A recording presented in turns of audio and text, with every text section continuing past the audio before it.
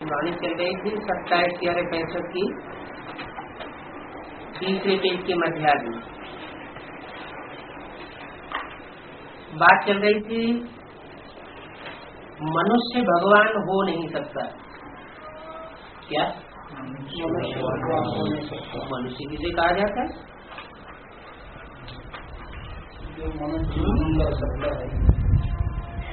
मन शब्द से बनता है मनु और उसकी औलाद को कहा जाता है मनुष्य। सृष्टि का आदि किससे हुआ? कहते मनु से हुआ। तो मनु की औलाद मनुष्य हुए। जैसे विष्णु की औलाद वैष्णव या फॉलोअर्स वैष्णव, शिव के फॉलोअर्स शैव, ब्रह्मा के फॉलोअर्स ब्राह्मण। एक मात्रा बढ़ जाती है बच्चे के अर्थ में या फॉलोअर के अर्थ में। तो बोला मनुष्य भगवान हो नहीं सकता। मनुष्य का अर्थ क्या हुआ? जो मनन चिंतन मंथन करता है वो है मनुष्य, और जो मनन चिंतन मंथन नहीं करता है, कोई कार्य करने से पहले सोच विचार नहीं करता है, वो मनुष्य नहीं है। जानवर हो सकता है, कीड़ा मकोड़ा हो सकता है, पेड़ पौधा हो सकता है। माना जिसकी बुद्धि जड़ न हो। अगर मनुष्य होते हुए भी कोई कार्य करने से पहले विचार नहीं करता है, आगे पीछा नहीं देखता है और आवेग आया और कार्य कर लिया, तो उसको मनुष्य नहीं कहेंगे। क्या कहेंगे? जानवर कहेंगे। तो यहाँ क्या बात आई? मुरली में क्या बात बोली गई? मनुष्य भगवान को, हाँ, मनुष्य को भगवान नहीं कह सकते। मनुष्य भगवान हो ही नहीं सकता। क्यों नहीं हो सकता? रामकृष्ण मनुष्य नहीं थे क्या? फिर वो भगवान क्यों नहीं हो सकते? बात तो कहते हैं भगवान आकर क्या बनाते हैं?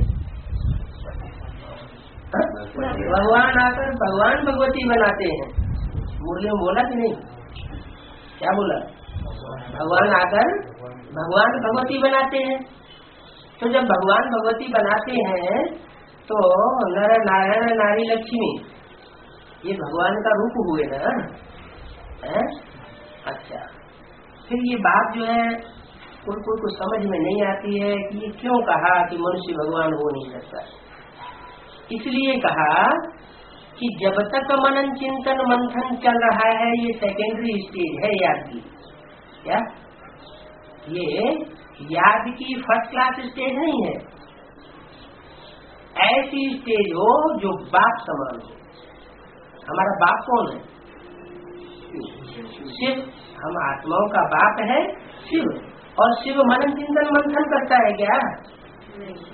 उसको मनन चिंतन मंथन करने की दरकार है क्या? नहीं दरकार है। माना जब तक कोई मनन चिंतन मंथन करने की स्टेज, पशु से तो ऊपर उठ गया, मनुष्य तो है मनन चिंतन मंथन करता है, लेकिन मनन चिंतन मंथन करने की स्टेज से ऊंचा उठे और बीज रूप स्टेज में, निराकारी स्टेज में टिके। क्या निराकारी होगा तो निरहंकारी होगा।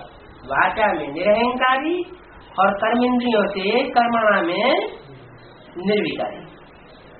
अगर ऐसा पार्ट बजाने वाला है तो वो भगवान हो सकता है।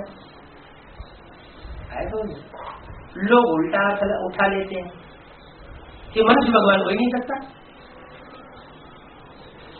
अरे मनुष्य भगवान नहीं हो सकता तो भारतवर्ष में साकार और निराकार दोनों को भगवान मानते हैं या सिर्फ निराकार को भगवान मानते हैं? भारत में तो ग्रंथों में, वेदों में, शास्त्रों में लिखा है सगुण अगुण नहीं कछु भेदा। सगुण माने साकार जिसमें गुण हो। बिंदी में गुण अगुण होंगे, बिंदी में ना गुण होगा ना अवगुण होगा, वो तो निर्गुण कहा जाता है। जब वो साकार शरीर में प्रवेश करे या आत्मा ही साकार शरीर में प्रवेश करे, मनुष्य की आत्मा ही साकार शरीर जब धारण करती है, तब गुणी अवगुणी कहा जाता है। शरीर के बगैर गुणी अवगुणी का गायन थोड़ी हो सकता है। तो बताया कि मनुष्य भगवान नहीं हो सकता। माना जिसमें मनन चिंतन मंथन जब तक चल रहा है वो कब तक चलता है? मनन चिंतन मंथन तब तक चलता है जब तक मनुष्य आत्मा को अपने अनेक जन्मों के पार्ट का पता नहीं पड़ता, तब तक उसका मनन चिंतन मंथन चलना चाहिए। नहीं तो बाबा क्या कहते हैं, आत्मा पार्टधारी है, अनेक जन्मों में अनेक चोले लेकर के पार्ट बजाती है, अनेक वस्त्र धारण करती है, लेकिन अगर आत्मा को अपने पार्ट का पता ही न हो तो आत्मा बेवकूफ हुई। मुरली बोला कि नहीं बोला? तो बेवकूफ कहो, जानवर कहो, बुद्धू कहो, बात तो एक ही हुई ना। माना ज्ञान, ईश्वरीय ज्ञान जो है वो मनुष्य की बुद्धि को गतिशील बनाता है। जो बुद्धि विकारों को भोगते भोगते पतित बन गई, जामड़ी हो गई, देह दृष्टि वाली हो गई, देह में रमण करने वाली हो गई, देह तो जड़ है ना, 5 तत्वों का पुतला है, ऐसी बुद्धि को वो गतिशील बनाए देता है, मनन चिंतन मंथन वाला बनाए देता है। ये सेकेंडरी स्टेज हुई याद की। कैसा मनन चिंतन मंथन? श्रीमत के अनुकूल हो। क्या? जैसे बाबा चाहते हैं कि शुभ संकल्प करो, दुष्ट संकल्प न करो, तो अपनी आत्मा के अनेक जन्मों का मनन चिंतन मंथन करना, और अपने से जो नजदीक है उनका तो स्वतः ही पता पड़ जाएगा। तो जिनका अपनी आत्मा के बारे में मनन चिंतन मंथन की स्टेज से भी ऊपर की स्टेज हो जाए, माना उन्हें ये निश्चयात्मक बुद्धि से पक्का पता चल जाए कि मैं कौन सी आत्मा हूँ, राम हूँ, कृष्ण हूँ, सीता हूँ, राधा हूँ, सुपनखा हूँ, बुद्धना हूँ, पता तो चले ना कि मेरा मुख्य पार्ट इस सृष्टि रूपी रंगमंच पर जब परमात्मा इस सृष्टि पर आता है वो पार्ट कौन सा है जिसका शास्त्रों में गायन। शास्त्रों में तो देवभूमि है ना भारत, तो यहाँ तो 33 करोड़ देवताएं निवास करने वाले होते हैं। तो उन 33 करोड़ देवताओं में मेरा नंबर कौन सा है, मेरा पार्ट कौन सा है, ये स्वचिंतन जब तक पूरा नहीं हुआ है तब तक हम मनुष्य हैं। यानी वो मन चिंतन मंथन चलना ही चाहिए, तब तक मनुष्य की कोट में। और जो वो मनन चिंतन मंथन पूरा हो जाए, निश्चयात्मक बुद्धि हो जाए कि मैं राम हूँ अथवा कृष्ण हूँ, कि मैं कौन सी आत्मा हूँ, मेरा पार्ट इस सृष्टि रूपी रंगमंच पर कौन सा विशेष है, जब ये पता लग जाए तो निराकारी स्टेज आ जाएगी। निराकारी स्टेज में ना मैं आत्मा ज्योति बिंदु, मेरा बाप ज्योति बिंदु, और कुछ भी सोचने का रहा नहीं। पाना था तो पा लिया, अब कुछ पाना न नहीं। तो उसे मनुष्य कहेंगे या भगवान के समान कहेंगे? शिव कहेंगे, बाप शिव बाप कहेंगे या बाप समान कहेंगे? शिव बाप समान हो गए। अब जो अव्वल नंबर में शिव बाप समान होता है उसके साथ शिव बाप को मिला दिया जाता है। ऐसा कोई व्यक्ति है संसार में, देवता या मनुष्य कोई ऐसा है शिव के साथ जिसका नाम मिलाया जाता हो? राम कोई बिंदु का नाम थोड़ा ही है, बिंदु का नाम तो एक सिद्ध ही है, वह नाम कभी बदलता नहीं। जब चोले बदलते हैं तो नाम भी बदल जाते हैं। तो शिव का नाम किसके साथ जोड़ा जाता है? शंकर के साथ जोड़ा जाता है, और तो किसी के साथ जोड़ा नहीं जाता। इसका मतलब शिव है सुप्रीम सोल और शंकर उसके बाद नेक्स्ट टू गॉड शिव है।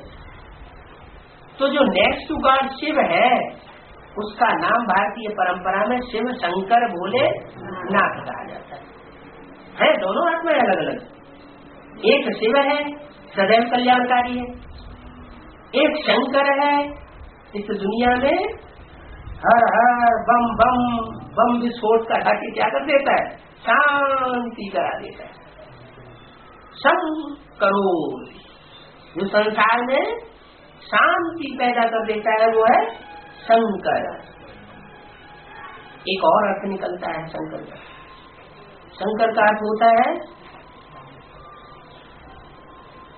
मिक्स।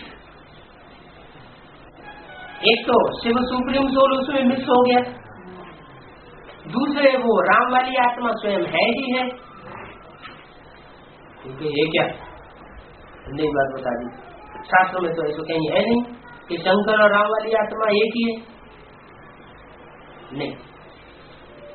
शास्त्रों में भी लिखा है शिव द्रोही मम दास कहावा सोनर सपन्यु मोह न पावा। माना राम वाली आत्मा ही शंकर के रूप में ये बात बताई रही है, विश्वनाथ के रूप में ये बात बताई रही है कि जो शिव का द्रोही है वो मेरा द्रोही है, जो शिव के अंदर संकल्प है वो मेरे अंदर संकल्प है। मन मना भव का अर्थ ही क्या हुआ, मत मना भव, मत मना मेरे, मना माना मन में, भव मना समय। तो शिव बाबा से यही तो समझा रहे हैं क्या कि मेरे मन में समा जाए। तो शिव परमात्मा के मन में निराकारी स्टेज है, उसके मन में कुछ मनन चिंतन मंथन है क्या? नहीं है तो त्रिकालदर्शी, सब कुछ जानता है, लेकिन उसे चिंता किसी बात की नहीं है। तो वो शिव स्वरूप जो है, शिव ज्योति बिंदु तीसरा नेत्र किसमें समझ आता है? कौन है त्रिनेत्री? वो शंकर है। तो जरूर बिना पुरुषार्थ किए, तो बिना अभ्यास किए तो कुछ नहीं हो सकता। अभ्यास इन तो कौन से वैराग्य से गृह्यते, इसे दुनिया से वैराग आता जाए और परमात्मा की याद का अभ्यास पक्का हो जाए। तो जिसका यह अभ्यास पक्का पहले हो गया, उसके साथ शिव का नाम जोड़ दिया। दुनिया में भी कोई फर्म खुलती है तो बाप के साथ किसका नाम जुड़ता है? बड़े बच्चे का नाम जुड़ता है ना। भारतीय परंपरा में जितने भी राजाइयाँ हुई हैं प्राचीन काल से लेकर के, वो राजाइयों में राजा का जो बड़ा बच्चा होता है वही तो राजा का हकदार बनता है। क्यों बनता है? कोई कारण होगा। एक तो हाँ, एक तो बड़ा बच्चा है, अनुभवी होता है। दूसरी बात यह है कि जो पहलौठी का बच्चा पैदा होता है वो लंबे समय की प्योरिटी की औलाद होता है। उसके बाद जो बच्चे पैदा होंगे वो उतनी प्योरिटी लंबी नहीं होगी। क्या प्योरिटी का इतना ज्यादा महत्व रहा है भारतीय परंपरा में, इतिहास में। तो जो जितना बड़ा बच्चा है वो उतना ही ज्यादा प्योरिटी वाला पावरफुल बच्चा है। तो शिवद्रोही मम दास कहावा सोनर सपने मोन मन। शंकर की आत्मा के लिए शिव एकत्व जैसी बात हो गई। जो शिव है सोई बाप समान बेटा है। मुरली में भी बोला गॉड वन, तो गॉड का बच्चा भी वन कहा जाता है। त्रिमूर्ति ब्रह्मा कहते हैं, लेकिन देवताओं में बड़ा शंकर। जो तीन देवताएं हैं सूक्ष्म वतनवासी बताए जाते हैं, सूक्ष्म स्टेज में रहने वाले, उनकी मनन चिंतन मंथन की कैसी स्टेज होती है? सूक्ष्म स्टेज। ऐसे नहीं सूक्ष्म वतन कोई ऊपर है। तो सूक्ष्म वतनवासी जो जिनकी बुद्धि सूक्ष्म वतन में वास करती है, सूक्ष्म स्टेज में वास करती है, ऐसे ब्रह्मा विष्णु शंकर ये तीन देवताएं तीन पुरियों में दिखाए जाते हैं। उनमें सबसे ऊंची स्टेज किसकी दिखाई गई? शंकर। तो बड़ा बच्चा कौन हुआ? शंकर। यही बात मुझे कहते हैं। गॉड इज वन, गॉड का बच्चा वन कहा जाता है, ब्रह्मा त्रिमूर्ति कहा जाता है, लेकिन देवताओं में बड़ा शंकर। तो बड़ा बच्चा हुआ। बड़ा बच्चा बाप समान होता है, वैसे ये भी बात मुरली में बोली हुई। तो कहने का मतलब ये हुआ कि जो निराकारी स्टेज धारण करता जाएगा वो बाप समान बनता जाएगा। क्या तो क्या 500 करोड़ निराकारी स्टेज धारण कर लेंगे या एक जैसी निराकारी स्टेज धारण करेंगे? नहीं, वो तो एक ही है जो 5,000 वर्ष में लगातार ऑलराउंड पार्ट बजाता है। कौन? शिव कहो, शंकर कहो, वही मुरली में बोला ना, इस सृष्टि पर सदा कायम तो कोई चीज है नहीं। सदा कायम तो एक शिव बाबा है। और बाबा किसको कहा जाता है? साकार और निराकार के मेल में बाबा कहा जाता है।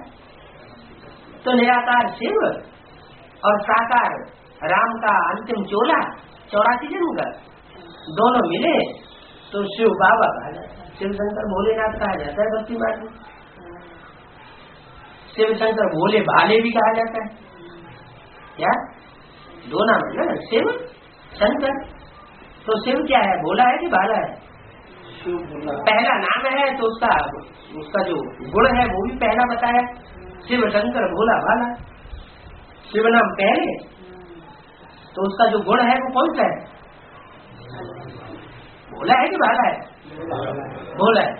शिव है भोला और शंकर का नाम दूसरे नंबर पे, शिव शंकर। तो शंकर क्या है?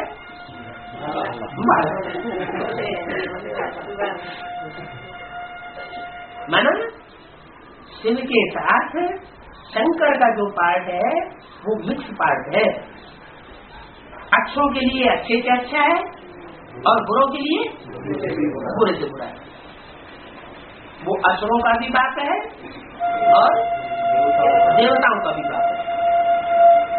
बाकी परंपरा में ये शास्त्रों में है कि विष्णु ने सिर्फ देवताओं को ही वरदान दिए हैं।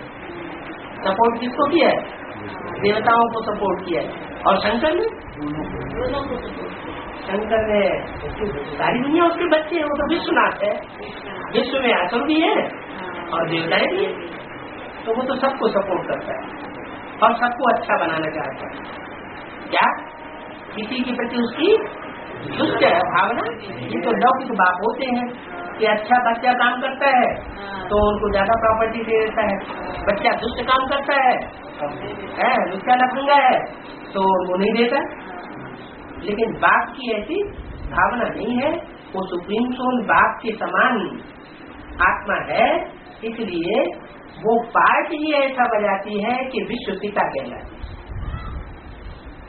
तो आया समझ में कि मनुष्य को भगवान नहीं कहा जाता। लोग इसका उल्टा अर्थ ये लगा लेते हैं सामान्य अर्थ कि हम सब मनुष्य हैं 500 करोड़, ये कोई भगवान नहीं हो सकता। अरे मनुष्य भगवान नहीं हो सकता तो जानवर भगवान हो सकता है? सचमुच अवतार भगवान होंगे? अरे भगवान को इस सृष्टि पर सुधार करने के लिए आना होगा तो जानवरों को आके पहले सुधार करेगा, पक्षियों को आके, कीड़े मकोड़ों को आके पहले सुधार करेगा। वो आएगा कहाँ, किसमें आएगा? मनुष्य जो है सर्वोपरि प्राणी है। मनुष्य में मन है, दूसरे प्राणियों में मन बुद्धि नहीं है। तो जिनमें मन बुद्धि है उनमें ही परमात्मा आकर के प्रवेश करता है और सब में नहीं प्रवेश करता है। जैसे कहते थे सर्वव्यापी है, वो सब में प्रवेश करेगा, आएगा तो क्या एक व्यापी बनकर के आएगा? एक व्यापी। क्यों?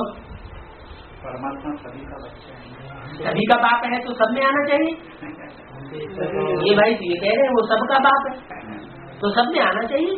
सब बच्चे हैं नहीं, जो ऊंच से ऊंचे धर्म पिता है ना, इब्राहिम, बुद्ध, क्राइस्ट, गुरु नानक, ये सारे ही धर्म पिताएं जो है वो एक जैसे देवता में थोड़ी प्रवेश करते हैं। इसलिए मुरली में इशारा दे दिया है, ऊंच से ऊंचे बाप को जरूर ऊंचे से ऊंचे में प्रवेश करना पड़ेगा। जितना ऊंचा धर्म पिता उतने ऊंचे देवता में प्रवेश करता है। माना सतीगुण कितने नारायण? 8 नारायण। एक संगम युग का नर नारायण, वो डायरेक्ट नर से नारायण बनता है। और सब शरीर छोड़ने के बाद फिर सतयुग में पहले प्रिंस बनेंगे फिर नारायण बनेंगे, तो 9 नारायण हुए ना। तो वो जो 9 नारायण है, वो 9 नारायण जो है उनमें परमात्मा प्रवेश नहीं करता है। वो उसमें जो सबसे ऊंचा नारायण बनता है। हमारे जीवन का लक्ष्य क्या है? नरसे नारायण या नरसे प्रिंस? ब्रह्मा बाबा क्या बनेंगे पहले? तो नरसे प्रिंस बनेंगे, नारायण तो नहीं बनेंगे। लेकिन लक्ष्य तो बाबा ने क्या दिया है तुम्हें? नरसे नारायण बनना है। इसी जन्म में बनना है, अगले जन्म में बनना है? इसी जन्म में बनना है। डॉक्टर की पढ़ाई होती है, इंजीनियर की पढ़ाई होती है, तो ये थोड़ा ही कहा जाता है तुम यहाँ पढ़ाई पढ़ो, अगले जन्म में डॉक्टर इंजीनियर बना देंगे। तो कोई पढ़ाई पढ़ेगा? कोई नहीं पढ़ेगा। तो परमात्मा बाप आकर के जो पढ़ाई पढ़ाते हैं, वो पढ़ाई में लक्ष्य देते हैं। क्या? ये ऐसी यूनिवर्सिटी है जिसमें मनुष्य को देवता बनाया जाता है। तो जिन जिनको देवता बनना होता है, जिस कोटि का देवता बनना होता है, उसी कोटि की पढ़ाई उसी कोटि की पढ़ाई भी पढ़ते हैं।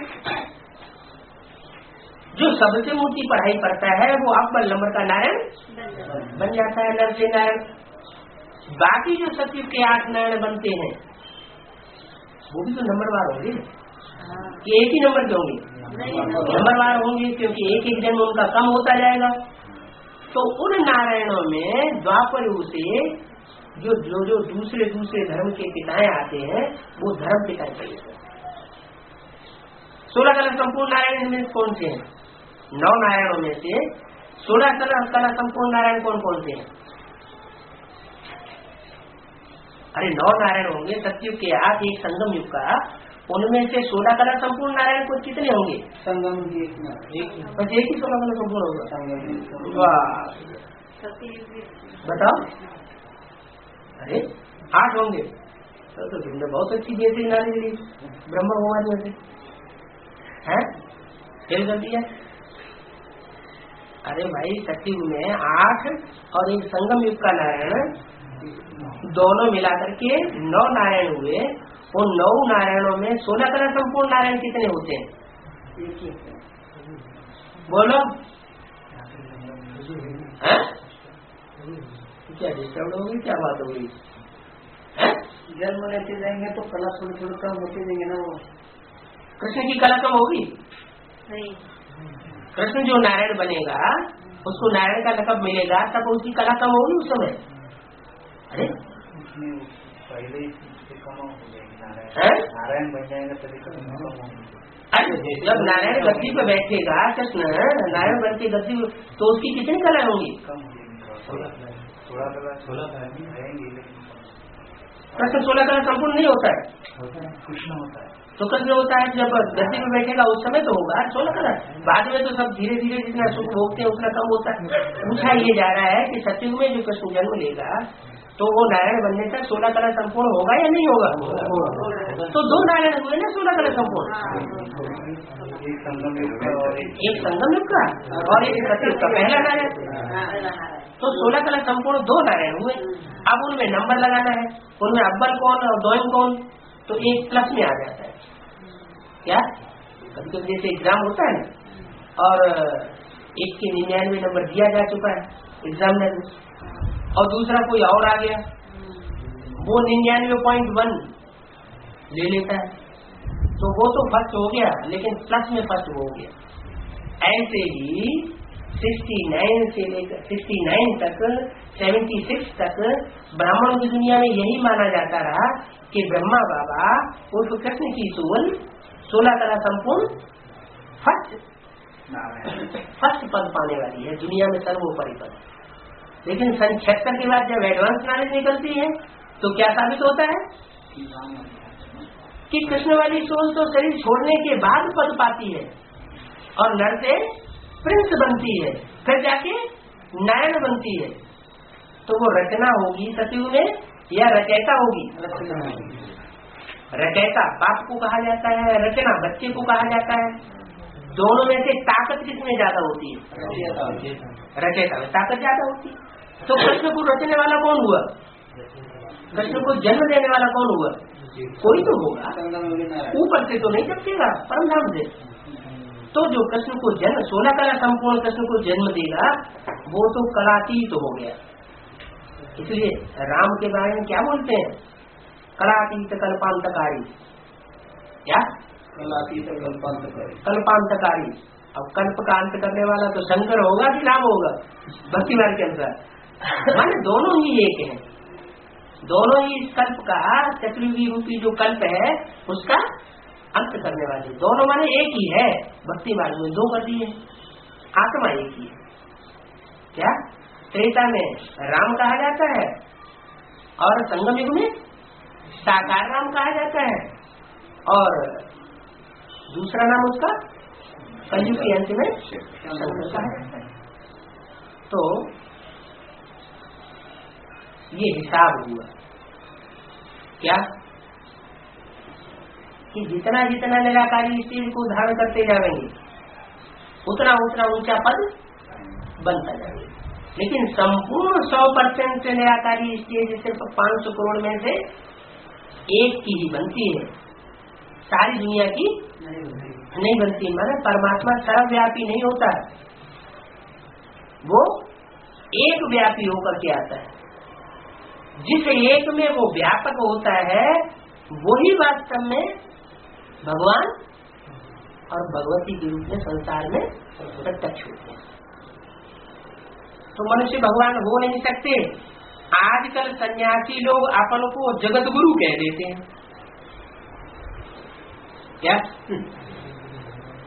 कोई जगत गुरु कह देते हैं, कोई जगदम्बा का टाइटल धरा देते हैं। धराते हैं कि नहीं? धराते हैं। ये तो बाहर की दुनिया के गुरु या ब्राह्मणों की संगम की दुनिया के गुरु भी जगत गुरु और जगदम्बा का टाइटल धारण कर लेते हैं। बाहर की दुनिया वाले लोग ब्राह्मण की दुनिया वाले दोनों ही धारण कर रहे हैं ना। बाहर की दुनिया के गुरु भी जगत गुरु शंकराचार्य का टाइटल धारण कर लेते हैं। हालांकि भारत में ही लोग उनको बहुतों उनको नहीं जानते भी नहीं, मानते भी नहीं। भारत के सभी लोग क्या उनको जगत का गुरु मानते हैं? नहीं। अरे जगत में तो 500 करोड़ भारत की आबादी तो ज्यादा से ज्यादा 100 करोड़ से थोड़ी ऊपर हो गई होगी। दुनिया में तो 500-700 करोड़ मनुष्य आत्मा है। उनको तो हवा भी नहीं है कि हिंदुस्तान में कोई जगत गुरु माने जाते हैं। तो जगत किसको कहा जाता है? जगत तो 500-700 करोड़ की दुनिया को जगत कहा जाएगा ना।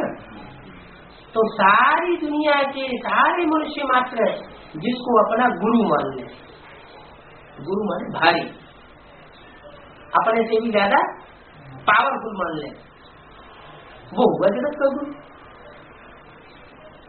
तो वो सन्यासी लोग अपने ऊपर टाइटल धरा लेते हैं। तो झूठा टाइटल हुआ, सच्चा टाइटल हुआ? झूठा टाइटल। ऐसा झूठा टाइटल हुआ। चलो उस दुनिया की तो बात छोड़ दो, वो दुनिया से तो हम मर चुके। हम ब्रह्मा बाप की औलाद बन गए तो हम उस दुनिया से तो मर गए। उस दुनिया से हमारा कुछ लेना देना नहीं है। अब इस ब्राह्मणों की दुनिया में, ब्राह्मणों की दुनिया में अगर कोई जगदम्बा का टाइटल धर के बैठ जाए, वास्तव में जगदम्बा का टाइटल लेना भी अलग बात है और जगदम्बा होना है एक अलग बात है। टाइटल भी नहीं लेना चाहिए। क्या? टाइटल स्वीकार नहीं करना चाहिए। जगदम्बा का टाइटल किसको दिया था? ब्रह्मा बाबा ने या शिव बाबा ने? ओम राधे सरस्वती को दिया था। क्यों? वो ही एक ऐसी कन्या थी जिसने ब्रह्मा बाबा को और शिव बाबा को संतुष्ट किया। क्या? और किसी ने उतना संतुष्ट, उतनी दक्ष बुद्धि से पालना ये किसी नहीं कर पाई। तो वो तो ठीक है, वो टाइटल मिला, अच्छा है। लेकिन उनके शरीर छोड़ने के बाद अगर कोई यदि में जगदम्बा का टाइटल लेकर के बैठ जाए और अखबारों में छपाए दे तो बिल्कुल रंग बात। पता है किसका नाम छापा गया? प्रकाशमणि दादी का नाम जगदम्बा प्रकाशमणि दादी छापा। ये रंग बात। सचिव में तो ऐसी परंपरा होती है कि वहाँ नारायण नाम भी कोई नहीं रखवा सकता। तो शिव बाप तो एक व्यापी होकर के आता है? एक टाइम में एक व्यापी माना जब ब्रह्मा का काम चल रहा था तो माँ के रूप में आया, बाप के रूप में नहीं आया। माँ के रूप में उसने पालना दी, प्यार दिया, सहानुभूति दी, लेकिन वर्षा नहीं दिया। बाप का मुख्य काम होता है लास्ट में वर्षा देना, और आज में बीज बोना। जैसे गीता में कहा हम बीज प्रदप पिता, मैं ज्ञान का बीज बोने वाला पिता हूँ। तो ब्रह्मा और प्रजापिता में भी अंतर है। प्रजा है सारी, प्रजापिता है सारी प्रजा का पिता, और ब्रह्मा है सारी प्रजा का माता। तो बाप के रूप में मैं सिर्फ एक व्यापी बनकर के आता हूँ, सर्वव्यापी बनकर नहीं। और जिसमें एक व्यापी बनकर के आता हूँ उसने पिछले 63 जन्मों में कोई तो ऐसे विशेष पुरुषार्थ किए होंगे, कोई ऐसे श्रेष्ठ कर्म किए होंगे जिसके कारण परमात्मा रामकृष्ण को ही चुनता है और किसी को नहीं चुनता है। कृष्ण को चुनता है माँ के रूप में पाठ बजाने के लिए, और राम को चुनता है बाप के रूप में पाठ बजाने के लिए। जो गायन है त्वमेव माता क्या पिता त्वमेव, तू ही मेरी माता है। तू माने एक को, शिव वो मेरी माता भी बनता है। क्या पिता त्वमेव, तू ही मेरा पिता है, माना वो ही शिव ज्योति बिंदु हमारा पिता बनता है। पहले क्या बनता है? बच्चे के सामने पहले कौन प्रत्यक्ष होती है, बाप या माँ? तो पहले माँ ब्रह्मा का प्रत्यक्ष हुई। तो ब्रह्मा तो दादा लेखराज का नाम हुआ, लेकिन ब्रह्मा का पार्ट, जगत ब्रह्मा का पार्ट ब्रह्मा सरस्वती ने बजाया या वास्तव में उनके अंदर प्रवेश करके किसी और ने बजाया? प्रवेश करके किसी और ने किसने बजाया? शिव बाबा ने। बाबा नहीं कहेंगे उनको, शिव बाप ने बजाया। शिव बाबा ने, कहते तो हैं हम शिव बाबा, लेकिन कहते समय शब्दों पर भी ध्यान देना चाहिए। बाबा कैसे कहा जाता है? ईमेल को कहा जाता है। एक अर्थ में हम कह भी सकते हैं कि यज्ञ के आदि में ब्रह्मा बाबा ने किससे ये ज्ञान उठाया था अपने साक्षात्कारों का? शिव बाबा से उठाया था। हाँ, शिव बाबा से ही उठाया था। ब्रह्मा बाबा को खुद तो अपने साक्षात्कारों का पता नहीं चला ना। मुरली तो ऐसा ही कहती है, नहीं तो पता चला होता तो अपने गुरु से पूछने की क्या जरूरत है? बाद में गुरु से पूछा ना, उसने अनभिज्ञता जाहिर की, तब से वो बनारस चले गए कि वो जो पंडित विद्वान आचार्य हैं, बड़े बड़े टाइटल लेने वाले, उनसे जाकर के बनारस में पूछेंगे। लेकिन बनारस में भी जाकर के उनको संतुष्टि नहीं हुई। तब उनका गुरु के देहधारी गुरुओं से विश्वास हट गया। उनके अपने प्रैक्टिकल जीवन में, अनुभवी जीवन में जिस व्यक्ति को उन्होंने सबसे सच्चा और सबसे होशियार समझा, उस व्यक्ति के पास पहुंची है। कौन समझा? ब्रह्मा बाबा ने किसको समझा? हाँ, उनके जीवन में उनका एक बहनोई था, बहुत गरीब था, हीरो की जापान उसकी भी थी, लेकिन कलयुग के अंत में जो सच्चा होता है उसको दुनिया कोई पहचानती नहीं, पूछती भी नहीं। क्या झूठे हीरो का मार्केट लगा हुआ हो है, और कोई एक सच्चे हीरो की छोटी दुकान खोल के बैठ जाए तो उसका क्या हाल होगा? है लोग क्या समझेंगे? जैसे सारे झूठे हीरे बेचने वाले हैं वैसे ये भी बैठा होगा, लेकिन वो सच्चा व्यक्ति था, उसकी दुकान उतनी चलती नहीं थी। तो ब्रह्मा बाबा ने क्या किया कि उनको आमंत्रण दिया कि आप हमारी दुकान में आकर के काम करो, है आधा हिस्सा तुम्हारी मेहनत का, और हमारी जो प्रॉपर्टी है वो हमारा हिस्सा आधा देगी। इस तरह भागीदार बना दिए। क्या बोला मुरली में भागीदार के बारे में? अलग को मिला अल्लाह, एक को मिली बादशाही, आई तार अल्लाह की, हुआ रेल का राही। बोला ही नहीं मुरली में? तो दोनों ही एक दूसरे के भागीदार हुए। कौन कौन? ब्रह्मा बाबा और सेवक राम। तो जो दोनों भागीदार हुए, उन दोनों ही भागीदार ने एक दूसरे का सहयोग दिया। लौकिक व्यवहार में भी सहयोग दिया पहले, इसलिए मुस्लिम बोला 10 वर्ष से रहने वाला ध्यान में जाती थी, मानो कोई दो थे, 10 वर्ष से रहने वाला ध्यान में जाती थी, मम्मा बाबा को भी ड्रिल कराते थे। क्या ये नंबर 1 जाने वाले। हाँ, उनमें शिव बाबा प्रवेश कर डायरेक्शन देते थे। ये मुस्लिम बाबा के हैं। तो इससे क्या साबित हुआ कि कोई दो आत्माएं थी जो यज्ञ के याद में ब्रह्मा सरस्वती को भी कंट्रोल करके गई थी। तो यज्ञ के याद में जो कंट्रोल करने वाली थी, जो आज में तो अंत में भी वही आत्माएं फिर यज्ञ में आती हैं, एडवांस पार्टी बनती है, और एडवांस पार्टी में आकर के टीचर के रूप में शिव बाप उनके द्वारा ज्ञान का क्लैरिफिकेशन देता है। टीचर का काम क्या होता है? टीचर का काम होता है जो भी प्रोज और पोएट्री है, जो भी गद्य और पद्य है, क्या तुलसीदास के सूरदास के पद होते हैं ना, उनको पद्य का वो उनको गीत कहा जाता है। तो वो गद्य और पद्य को क्लैरिफिकेशन देता है। वो गद्य और पद्य, वो प्रोज और पोएट्री बेसिक नॉलेज में भी होती है। कबीरदास जी के दोहे, तुलसीदास जी के दोहे, चौपाइयां, वो प्राइमरी नॉलेज में नहीं पढ़ाई जाती है क्या? पढ़ाई जाती है, लेकिन वहां से रट्टा लगाया जाता है। उनका बुरी अर्थ नहीं समझा होता है बच्चों में, न उनको इतनी अकल होती है कि उनको समझाया जाए। तो पहले पहले परमात्मा बाप आकर के बताते हैं बेसिक नॉलेज में, बच्चे तुम बिंदु रूप आत्मा हो और तुम्हारा बाप भी ज्योति बिंदु।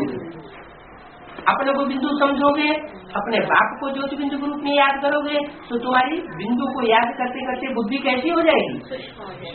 बिंदु को याद जैसे को याद करोगे वैसी बुद्धि हो जाएगी। बिंदु को याद किया तो बुद्धि सूक्ष्म बन गई। तो जिन जिन बच्चों की बुद्धि सूक्ष्म बनती जाती है उनको क्लास ट्रांसफर हो जाता है। तो आप सबका क्या हुआ? अब क्लास ट्रांसफर हो गया। अब बेसिक नॉलेज के छोटे छोटे बच्चे नहीं रह गए, अब बड़ी नॉलेज के बच्चे हो गए। और बड़ी नॉलेज से भी बढ़कर के क्या बनना है? रिसर्च स्टूडेंट बनना है। कैसा रिसर्च स्टूडेंट? अपने अनेक जन्मों की थ्योरी को रिसर्च करके जान लेना। ये अच्छी बात है कि नहीं है? हाँ, अच्छी बात है। हर कोई जानना चाहता है हमारे अनेक जन्मों हमारा कैसा कैसा पाठ चला। तो इस तरीके से जो निराकारी स्टेज है वो आत्मा की परमात्मा जैसी बन जाए। बिंदु को याद करने से आत्मा ज्योति बिंदु बनती है, सूक्ष्म बनती है। और वो ज्योति बिंदु ज्योतिर्मय है या अंधेरे वाला है? ज्योतिर्मय। जड़ वाला तो है नहीं, चैतन्य भी है, ज्योतिर्मय भी है, सूक्ष्म भी है। तो जैसे को याद करेंगे हमारी बुद्धि रूपी आत्मा भी कैसी बनेगी? वैसी ही बन जाएगी। तो जिन जिन बेसिक नॉलेज में चलने वालों ने उस निराकार ज्योति को याद किया, क्या वो इंसान में पास हो जाते हैं और एडवांस पार्टी में आना शुरू हो जाते हैं। कब से? सन 76 से। क्यों? पहले क्यों नहीं? ब्रह्मा बाबा ने शरीर छोड़ दिया तभी से आ जाना चाहिए? नहीं, सन 76 के लिए मुरलियों में घोषणा कराई थी।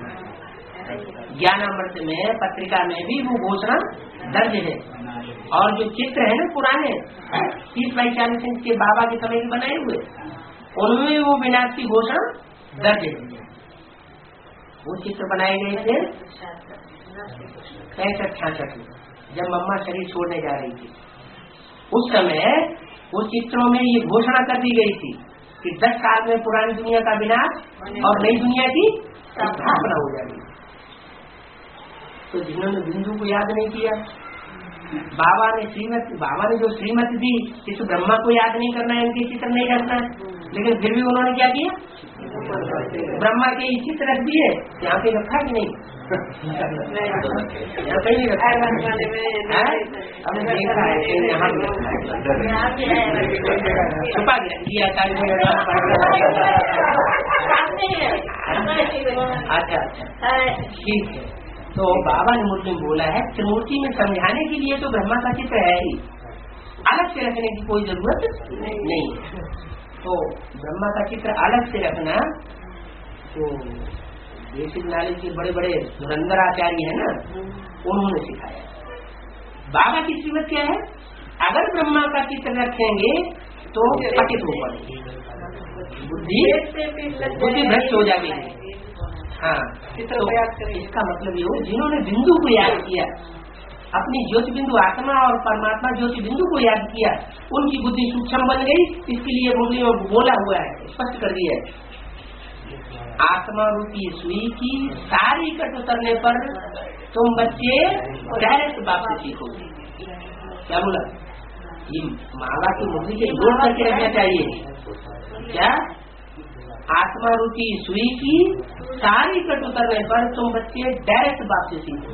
मैंने सारी कट सन 76 में नहीं उतर जाती, सन में 100 साल का है तो सन 76 में पूरी कट कहती, लेकिन बेसिकली एक मोटे मोटे तौर पर जो कट उतारी जाती है वो मोटे रूप में बेसिकली सारी कट सन 76 में, सन 76 से उतरना जिन आत्माओं की शुरू होती है वो आत्माएं उनका क्लास ट्रांसफर होता है और वो एडवांस में आ जाती है।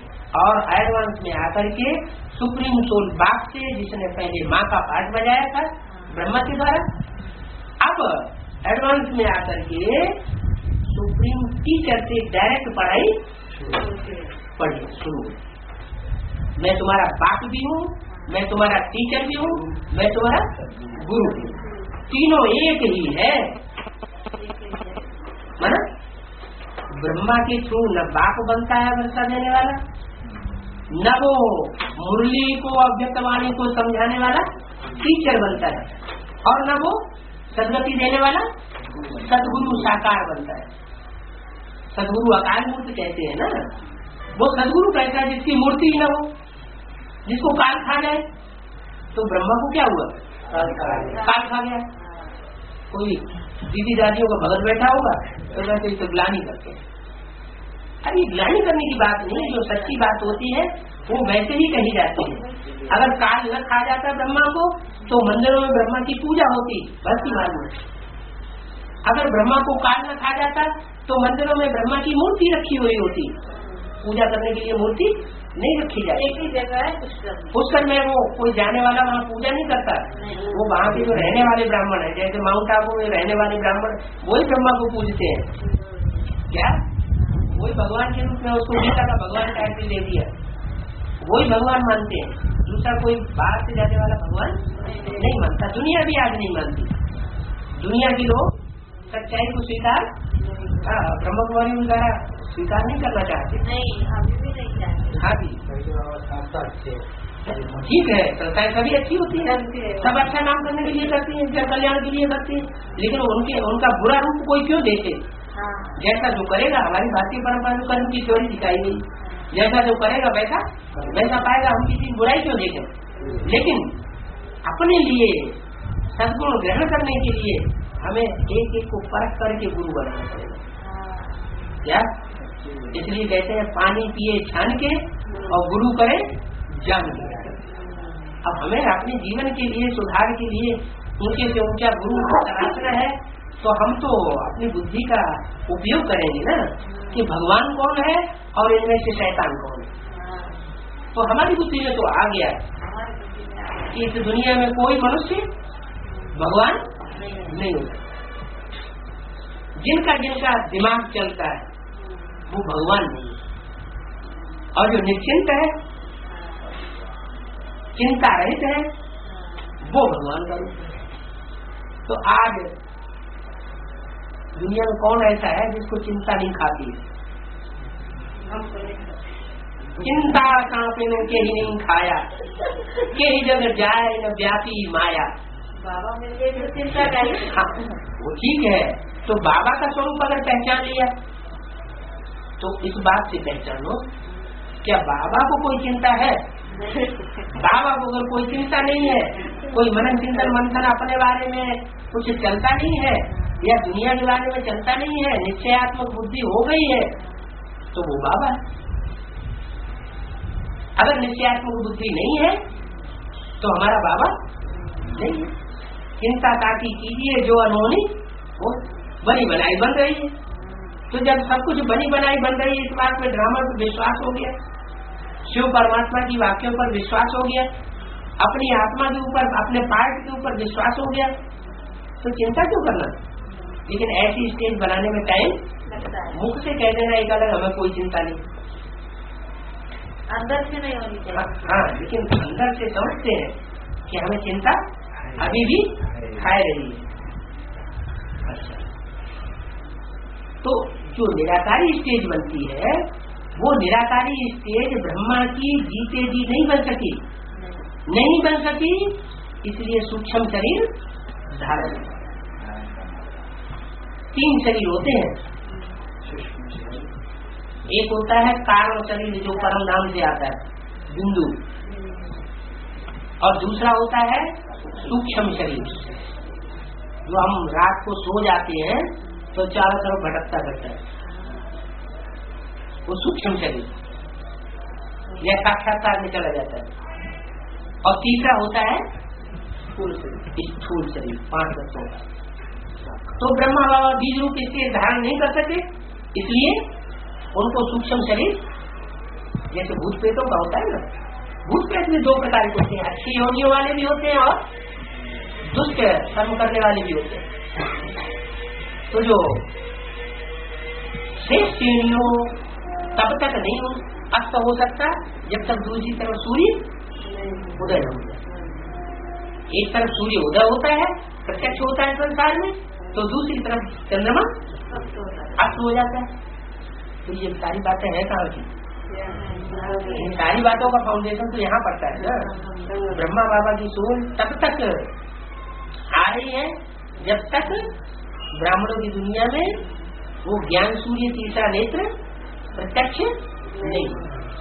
ये स्थान तो बाबा आते नहीं बोलते और जाओगे, कितनी बार बोला है नहीं आएंगे, नहीं आएंगे, कर रहे हमको एक बंद बता दी गई, कितनी बार बोला नहीं आएंगे, आगे कभी न कभी गुस्सा आ ही जाएगा, नहीं है तो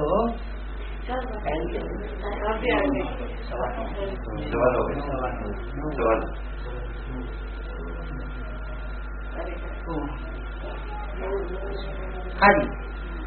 तो कहने का मतलब ये हुआ कि वो निराकारी स्टेज पकड़ लेता है, तो निराकारी स्टेज सदाकाल की नहीं रहती। कौन? ब्रह्मा की सोच सदाकाल की न रहने के कारण उसकी पढ़ाई अभी पूरी नहीं हुई। जब पढ़ाई पूरी होगी तो फिर ब्रह्मा द्वारा स्वर्ग का गेट भी खोला जाएगा। लेकिन ब्रह्मा द्वारा स्वर्ग का गेट खुलेगा तो साकार में होना चाहिए या सूक्ष्म में होना चाहिए? साकार में होना चाहिए, नहीं तो फिर पूजा कौन करेगा? जो स्वर्ग का गेट खोलेगा वो पवित्र खोलेगा या अपवित्र खोलेगा? पवित्र ही खोलना चाहिए। तो जो पवित्र खोलेगा वो साकार में होना चाहिए।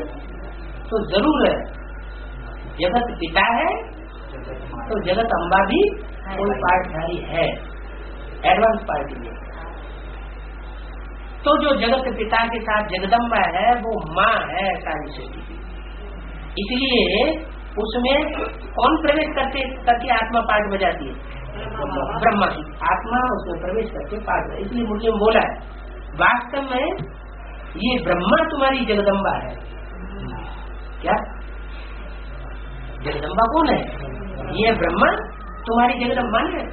उस दाढ़ी मूछ वाले चोले से तो पूजा नहीं लेती वो आत्मा, लेकिन जिस स्त्री चोले में प्रवेश करती है उसके द्वारा संसार में वो जगदम्बा के रूप में पूजी जाती है। उसके मंदिर बनते हैं। जब संपन्न रूप प्राप्त करती है तो उसके संपन्नता को पूछती है, अधूरे स्वरूप को तो कोई पूछता नहीं। हाँ, तो कहने का मतलब ये हुआ कि वो सोल अभी भी पढ़ाई पढ़ रही है। ब्रह्मा कुमारियां या तथाकथित ब्राह्मण लोग ये समझते हैं कि ब्रह्मा की सोल पढ़ाई। जो समझते हैं कि ब्रह्मा उर्फ कृष्ण की सोल पढ़ा रही है, तो गीता का भगवान किसे समझते हैं? कृष्ण की सोल को गीता का भगवान समझते हैं ना। तो गीता का भगवान किसको बना दिया? कृष्ण को। अब बाबा कहते हैं ये बड़ी की बड़ी भूल है। कृष्ण को गीता का भगवान बनाना, कृष्ण तो गीता माता का बच्चा है, उस बच्चे को गीता का पति बनाना, ये तो जुल्म कर दिया। ये तो सारी ही गीता खंडन कर दी। और जब सारी सृष्टि की जो माता है चैतन्य में होगी या जड़ में? जड़ गीता पुस्तक की बात है। चैतन्य में जो सारी सृष्टि की माता है, सारी दुनिया में माताओं की सबसे ज्यादा दुर्गति हो रही है, और सबकी माता जो होगी उसकी तो सबसे ज्यादा दुर्गति होती है। दुर्योधन दुशासन अपनी करनी से चूकते थोड़ी है। तो सीता रावण की जेल में पहुंच जाती है। अभी भी एडवांस पार्टी में जो भी आत्मा है जगदम्बा का पाठ बजाने वाली, वो पूरा रावण के कंट्रोल में पहुंच गई। जब किसी की बुद्धि को घुमा दिया जाता है ना, किसी को बरगला लिया जाता है ना बुद्धि को, तो उससे जैसे चाहो वैसे करो, वैसे करो।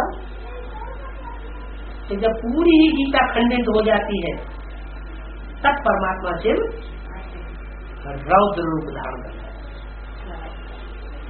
आत्मा का जब पूरा पतन हो जाता है, कहते ना जब चोटी तक डूब गए तो मैं चोटी पकड़ करके उठाता हूँ। क्या रह जाती है? चोटी रह जाती है। मस्तक आकंठ तक डूब गए, तब आखिरी जन्म में परमात्मा आकर के उठाता है। तो अभी भी शूटिंग चल रही है ब्राह्मणों की संगत की दुनिया में, चारों युगों की शूटिंग चलती है कि नहीं? तो ये चल रही है एडवांस पार्टी में, बेसिक में भी चली है, अभी भी चल रही है।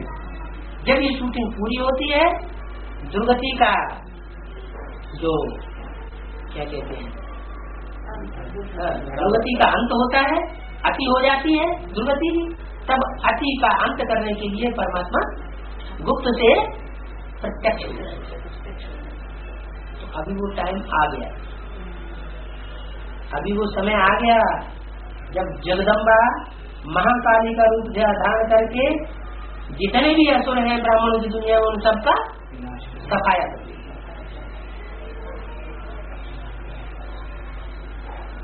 तो बोला आजकल सन्यासी अपन को जगत गुरु कह देते हैं, ये रंग है। कह देते हैं, कहना अलग बात और बनना अलग बात। परमात्मा को सर्वव्यापी कह देते हैं और जगत गुरु कहेंगे, ढेर के ढेर जगत गुरु कहेंगे तो परमात्मा सब में व्यापक हो गया। जगत गुरु माना सारे जगत का गुरु, माना सदगुरु। सिख लोग कहते हैं एक सदगुरु अकाल मूर्त, तो सतगुरु एक होगा या अनेक होंगे? बाकी तो सब गुरु हुए। एक सतगुरु है, एक गुरु सत्य माना सच्चा गुरु है, तो बाकी सब गुरु कैसे हो गए? झूठे हो गए, सारे झूठे हो गए ना। सारे जब गुरु झूठे हो गए, इसलिए परमात्मा बाप आकर के बताते हैं, बच्चे हर घर में एक स्लोगन टांग दो, मोटे मोटे अक्षरों में दीवार में लिख करके रख दो। क्या? एक सदगुरु निराकार से सदगति, अनेक मनुष्य गुरुओं द्वारा। और ये तो प्रैक्टिकल बात है, 2500 वर्ष की हिस्ट्री बताती है। मनुष्य गुरुओं ने जो भी शास्त्र लिखे, उन शास्त्रों को पढ़ा करके सुन करके सुना करके इस दुनिया की दुर्गति हुई है या सदगति हुई है? भारत की सदगति हुई है या भारत भिखमंगा बन गया है? भिखमंगा बन गया। वास्तव में वो निराकार सदगुरु जब इस सृष्टि पर आता है तो क्या करता है?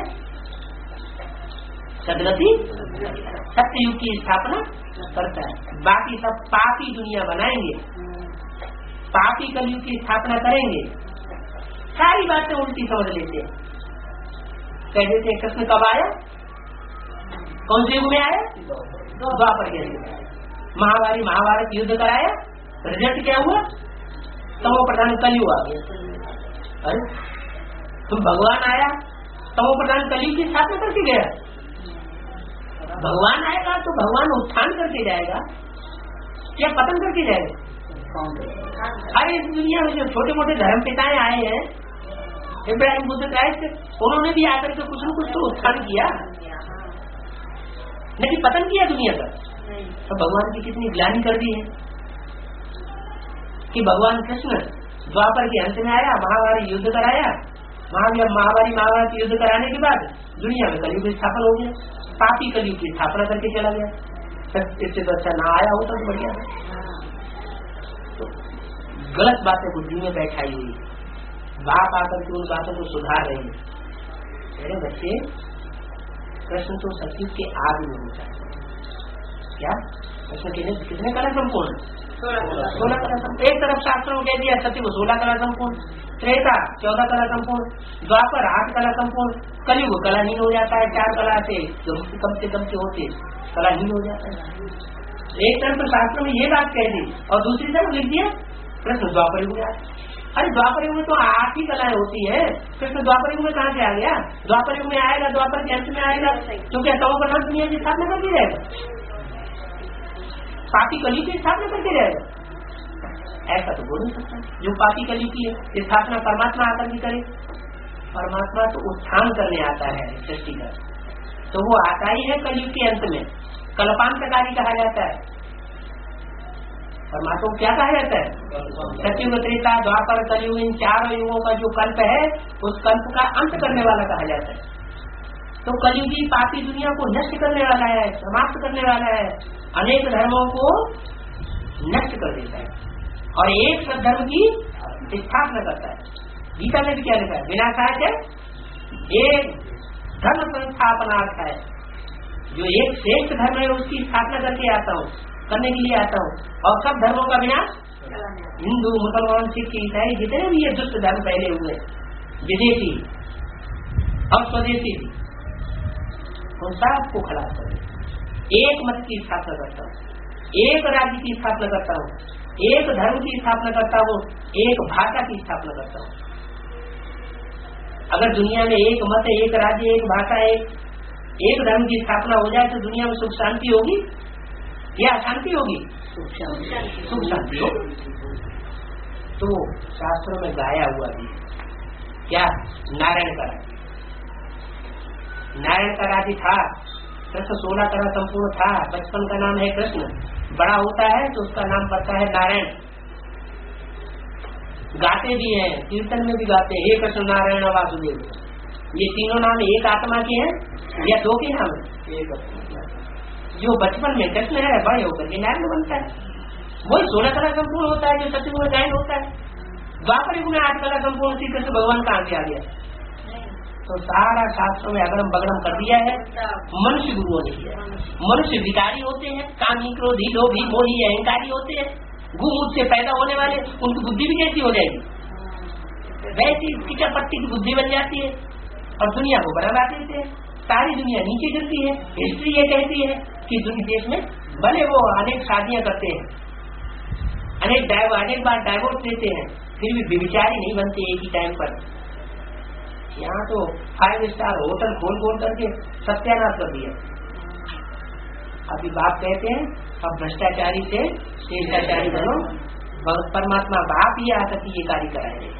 कोई दूसरा मनुष्य मात्र श्रेष्ठाचारी नहीं बना सकता, मनुष्य से देवता नहीं बना सकता। इंजीनियर और डॉक्टर बना सकते हैं मनुष्य, क्या विद्वान आचार्य बना सकते हैं, वाराणसी में लकब दे सकते हैं श्री 108 स्वामी सच्चिदानंद जी महाराज या सरस्वती जी महाराज का, लेकिन मनुष्य से देवता कोई नहीं बना सकता। ये है सदगुरु की यूनिवर्सिटी, नाम क्या है? आध्यात्मिक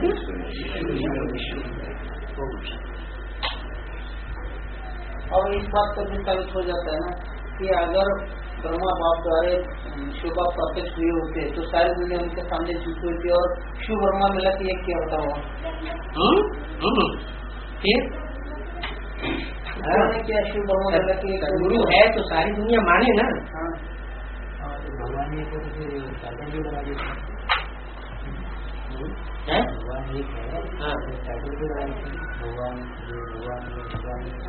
सर्वव्यापी मानते हैं इसलिए लगा देते। शिवो हम भी शिव